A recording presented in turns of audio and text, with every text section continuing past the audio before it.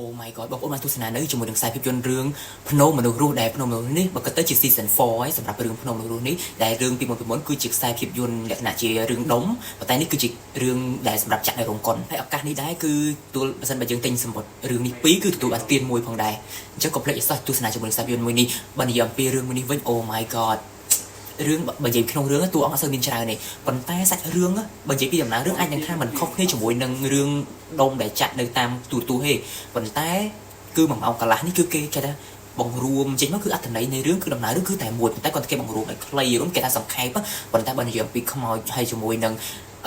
តួអង្គផ្សេងវិញតួឯកតួរោគអីបើគិតនៅតម្លៃអប់រំនេះគឺ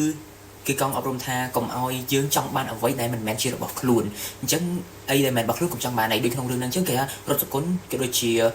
តួប្រុសហ្នឹងគឺចង់បានទ្រព្យសម្បត្តិរបស់ឡាំថងមែនតើប៉ុន្តែហើយក្នុងពេលហ្នឹងដែរគឺរតសកុលហ្នឹងគឺចង់បានតួឯកប្រុសហ្នឹងជាងទ្រព្យសម្បត្តិហ្នឹងទៀតអញ្ចឹងដល់ពេលហ្នឹងគឺតួខ្មោចបានផ្ដល់ឱកាសដល់រតសកុលហ្នឹងជាច្រើនដងច្រើនសាយថាបើសិនបើចង់មានជីវិតរស់កុំពាក់ព័ន្ធជាមួយនឹងតួឯកប្រុសទៀតប្រាប់ជាច្រើនថាប៉ុន្តែចុងក្រោយរតសកុលនៅតែ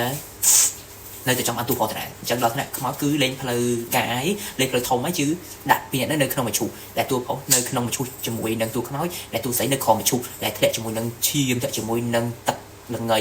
ទឹកកើអីធ្លាក់នៅក្រោមនេះថាធ្វើមិនឲ្យ3នាក់នៅជុំគ្នានៅក្នុងមឈូសជុំគ្នាល្អមើលកុំភ្លេចទស្សនាជាមួយនឹងខ្សែភាពយន្តនេះទាំងអស់គ្នានៅគ្រប់រោងភាពទាំងអស់